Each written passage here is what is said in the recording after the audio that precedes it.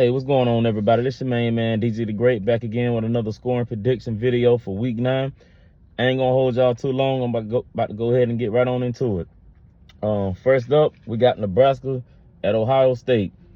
Nebraska, as I believe, is 4-3 on the season, and Ohio State is 6-1 on the season. I think Ohio State gonna handle this game with ease. Nebraska, like, they good, they decent. You know, they got a freshman starting at quarterback, and Dylan Raiola. I just think they're gonna be too much for them, so I got Ohio State winning that one. Next up, I got Notre Dame at Navy. That's gonna be a good one. Notre Dame coming into the game with just one loss on the season to NIU. Navy coming into the game undefeated. They looking damn good, looking real good. And you know what? I'm gonna go with Navy in an upset on that one. Yeah, I like how Navy looking this year. They control the clock, they run the ball well, and they coached up well. And I like Navy to beat Notre Dame today to remain undefeated. Next up, I got Oklahoma at Ole Miss. I ain't gonna dig too much into this game. We all know Oklahoma offense is stagnant. It can't muscle up any points, and that's making their defense look bad because the defense is on the field too long. So I'm gonna go ahead and go with Ole Miss in a decent, a comfortable win in that one. That score, I'll probably say like 35-17. And let me go back and give you the other scores of the game too. I'm sorry I didn't give y'all those scores. So Nebraska, Ohio State, I'll say 42-20, Ohio State. Navy game is gonna be close, but I got them winning like 28-24, Navy. I'll go 28-24 Navy. Next up, I got Oregon at Illinois. Oregon, the #1 team in the country, they undefeated. Illinois, I believe, have one loss on the season. They ranked number 20th in the country. That's gonna be another good one. You know, Illinois is coming off that victory over Michigan last week, and Oregon, they dismantled Purdue last Friday night. Yeah, they beat them 35-0. I got Oregon winning that one. I think they're going to win comfortably as well. I think the spread is like 22 points. Do they cover the spread? I don't think so. They're going to come close to covering, but I got Oregon winning that one real comfortable. I say 38-25, something like that. 38-25. Next up, we got Missouri at Alabama. This game gonna be tighter than it's gonna be another tight ball game for Alabama. I don't know what's going on with Bama this year, but like I said, and I hate to keep going back to it, and I know Bama fans hate to hear me say it, but ever since they came out of the locker room at halftime against my Georgia Bulldogs, they have been regressing. They have looked worse and worse every week. They have scored less points, worse and worse every week. Their point output has been less than it was the previous week. And I'm gonna tell you something, man. I don't know if Cook playing for Missouri, but I know they running back out. It's a question mark for Cook. He's still up in the air. But I'm gonna tell you something, man. If Brady Cook play, look out. Alabama might go down again. But since there's uncertainty around the quarterback position for Missouri, I'm gonna have to pick Alabama in this one. But it's gonna be a tight ball game. It's gonna be closer than a lot of people think. It's gonna be a tight ball game. And this game will be decided in the fourth quarter. It's not going to be a blowout. And Alabama is at home. That don't mean nothing. So, yeah, I got this game being, it's going to be one of them games where Alabama fans going to be biting their nails once again. But yeah, I got Bama winning this, and I think they'll pull out another squeaker. Something like I'm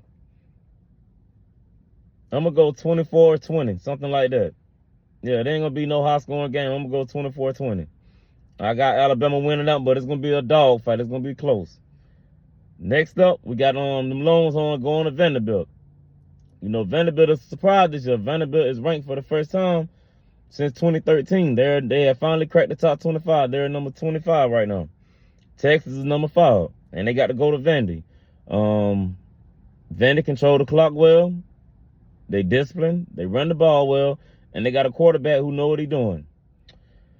On the defensive side of the ball for Vandy, they ain't no slouch. They playing good ball. Like I told y'all on my last video, Texas was good until they get hit in the mouth. And that's what happened. They got hit in the mouth by my Georgia Bulldogs. So here we are. This is gonna be another tight ball game. Yeah, this is gonna be another tight ball game. I got Texas winning this one, but don't be surprised this game is in the fourth quarter as a tight game. But I think Texas is gonna have a little too much for them, and I'm gonna go ahead and pick Texas to win this game by a score of, I'll say 27-20. Yeah, they're gonna keep it close. And the reason why it's gonna be close because they Vanderbilt control the clock. They definitely good at controlling the clock. So I'm gonna say 27-20. Next up, we got the Seminoles going down to Dade County. They gotta play them Hurricanes.